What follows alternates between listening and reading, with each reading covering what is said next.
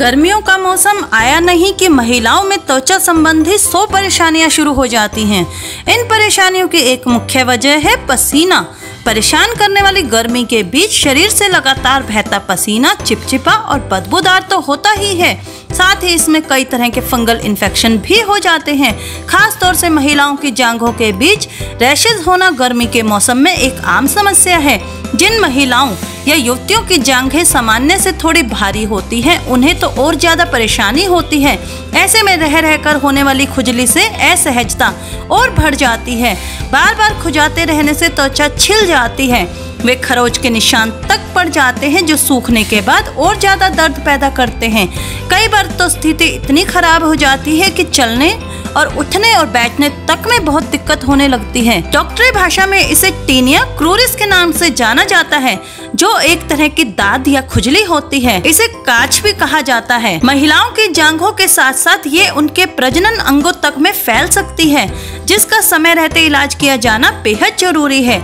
जांघों में ज्यादातर रगड़ की समस्या गर्मियों और बरसात के मौसम में ज्यादा होती है। साथ ही इसका एक कारण अधिक पसीना आना भी होता है।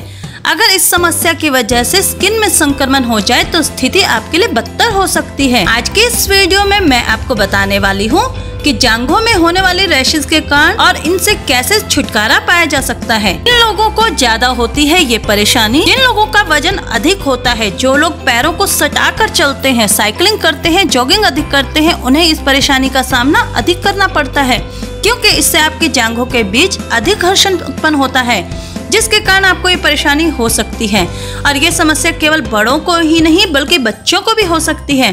तो चलिए आपको बताते हैं कि जांघों पर रगड़ लगने के कारण होने वाली परेशानी से बचने के लिए आप क्या क्या कर सकते हैं। अक्सर लोग नहाने के बाद अपने जांघों को तौलिए से अच्छे से नहीं सुखाते हैं, जिससे वहां नमी के कारण रगड़ और रैशेज हो जाते हैं। इसलिए नहाने के बाद जांघों को अच्छी तरह से सुखाने के बाद ही कपड़े पहने और उस हिस्से पर कभी भी पसीने और नमी को पनपने न दे। जांघों पर कपड़े पहनने से पहले टेल्कम पाउडर जरूर लगाएं। ज्यादा कसे हुए इनर वियर पहनने से भी रैशेज होते हैं। किसी दूसरे का इस्तेमाल किए हुए इनर वियर या तौलिए का इस्तेमाल करने से भी पीएच लेवल बिगड़ता है। इसके परिणाम स्वरूप भी वहाँ रैशेज हो जाते हैं। इसलिए सूती कॉटन कपड़े का ही इस्तेमाल करें। जांघों के रैशेज से बचने के लिए सबसे जरूरी है कि आपको प्राइवेट पार्ट के आसपास की सफाई का पूरा ध्यान देना चाहिए। इसके अलावा आप कुछ घरेलू उपायों की मदद से भी इस तरह के फंगल इन्फेक्शन से छुटकारा पा सकते हैं। नीम, मुलहटी, तुलसी के मिश्रण को प्रभावित हिस्से पर लगाने से भी जांघों के रैशेज बहुत जल्दी ठीक हो जाते हैं। इससे जांघों के अंदरूनी भागों के रैशेज काफी कम हो जाते हैं और बहुत जल्दी आराम मिलता है। इसे लगाने और बनाने के 2 तरीके हैं। पहले तरीके में आप नीम के ताजे पत्ते ले लीजिए, इन्हें अच्छे से धो लीजिए। कुछ पत्ते तुलसी के ले लीजिए। अब इन्हें थोड़ा सा पानी डालकर मिक्सी में पेस्ट बना लीजिए। इसमें डालिए थोड़ा सा मुलहटी का पाउडर और मिक्स करके इसे अच्छे से अपनी जांघों पर लगा लीजिए जहाँ पर आपके रैशेज पड़ गए हैं। 10 मिनट बाद इसे ठंडे पानी से धो लीजिए। धोने के बाद उस हिस्से पर नारियल का तेल जरूर लगाएं। दूसरा तरीका है आप नीम के पत्तों को सुखाकर पाउडर बनाकर रख लीजिए। इसी तरह आप तुलसी के पत्तों का भी पाउडर बनाकर रख सकते हैं। अब आप आधा चम्मच नीम का पाउडर, आधा चम्मच तुलसी का पाउडर और 1/4 चम्मच मुलहटी पाउडर को मिलाकर एक पेस्ट तैयार कर लीजिए। आप चाहें तो इसे पानी से पेस्ट बना सकते हैं, वरना आप गुलाब जल का इस्तेमाल भी कर सकते हैं, वो ज्यादा इफेक्टिव है। तीनों चीजों को मिलाकर एक पेस्ट बना लीजिए और अपने इफेक्टिव एरिया पर लगा लीजिए। 10 मिनट के लिए इसे लगे रहने दीजिए। 10 मिनट बाद इसे ठंडे पानी से धो लीजिए।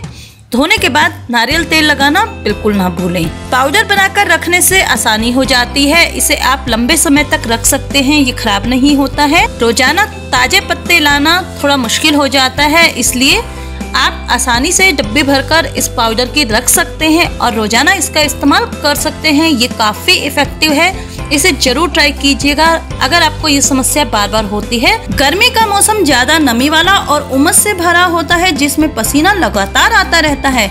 इससे बचने के लिए आप कुछ आसान टिप्स अपना सकती हैं, जहाँ तक कोशिश हो ढीले हल्के रंगों के सूती कपड़े ही पहने, ताकि पसीना आने पर वह जल्दी सूख जाए और शरीर को हवा लगती रहे।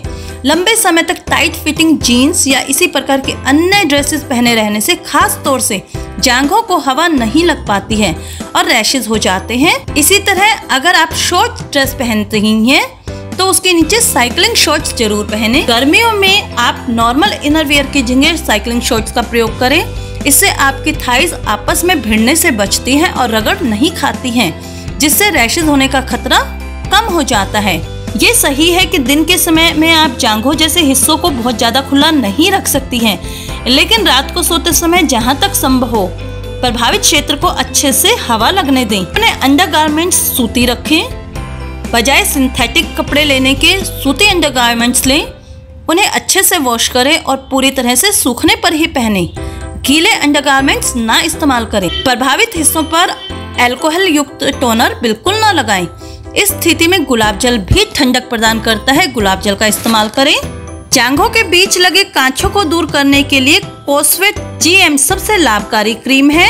इसे अगर आप एक बार लगाते हैं तो ये अपना असर जल्दी ही दिखाने लगती है। इससे दाद, खाज और खुजली की समस्या जड़ से खत्म हो जाती है। इसके अलावा आप लोबेट GM क्रीम का भी प्रयोग कर सकते हैं। ये भी काफी असरकारी है। इससे त्वचा पर मौजूद फंगस और बैक्टीरिया खत्म हो जाते हैं। इसलिए अगर किसी व्यक्ति को ऐसी समस्या है तो आप इन दोनों में से किसी भी क्रीम का इस्तेमाल कर सकते हैं। इस क्रीम का इस्तेमाल आप जांघों के अलावा शरीर के उन हिस्सों पर भी कर सकते हैं जहां दाद, खाज और खुजली है। इसमें पाए जाने वाले एंटीसेप्टिक गुण कांचों को तुरंत जला देते हैं, जिससे जांघों के कांच जल्दी ही ठीक हो जाते हैं। आपके जो रैशेज हो गए हैं, जिनकी वजह से चलना फिरना मुश्किल हो गया है, वो बहुत जल्दी ठीक हो जाते हैं। दोस्तों, यदि आपको भी ये समस्या हर गर्मी में हो जाती है तो आप भी ऊपर दिए गए उप्स का इस्तेमाल कर सकते हैं। इससे आपको बहुत जल्दी इस समस्या से आराम मिल जाएगा। आपको अगर ये वीडियो पसंद आई हो तो वीडियो को लाइक और शेयर करना बिल्कुल मत भूलिएगा। हम फिर मिलेंगे एक नई वीडियो में एक नए टॉपिक के साथ। तब तक के लिए नमस्कार।